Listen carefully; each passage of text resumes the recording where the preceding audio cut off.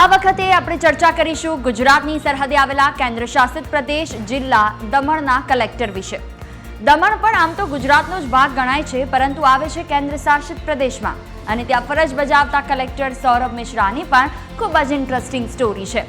નમસ્કાર, ટીવી 13 ગુજરાતીના digital platform પર હું છું આપની સાથે જુહી। છેલ્લા 5 વર્ષથી દમણમાં સેવા આપી રહેલા સૌરભ મિશ્રા આઈએએસ ઓફિસર બન્યા એ પહેલા 2 થી 3 સરકારી નોકરી કરી ચૂક્યા છે। શું તમે જાણો છો? જો નહીં જાણતા હો તો અમે તમને આજે જણાવીએ। સૌરભ મિશ્રા 2015ની બેચના આઈએએસ ઓફિસર અને યુનિયન ટેરિટરી કેડર મળ્યા પછી તેઓ છેલ્લા 5 વર્ષથી દમણ કલેક્ટર તરીકે સેવા આપી રહ્યા છે। સૌરભ મિશ્રા આઈએએસ ઓફિસર બન્યા એ પહેલા તેઓ ડોક્ટર હતા અને એક ઓર્થોપેડિક સર્જન બન્યા હતા।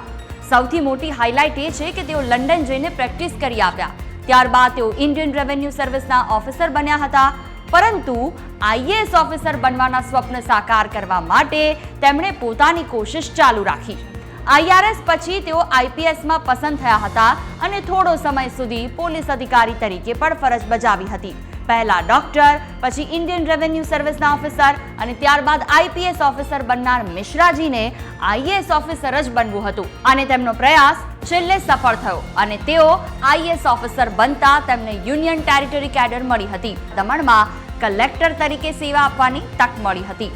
સૌરભ મિશ્રાની સ્ટોરી સાંભળ્યા પછી એટલું ચોક્કસ કહી શકાય કે તમે તમારો કોઈ પણ માર્ગ નક્કી કરો છો ને જો મહેનત કરો છો તો તમે સફળ થઈ શકો છો।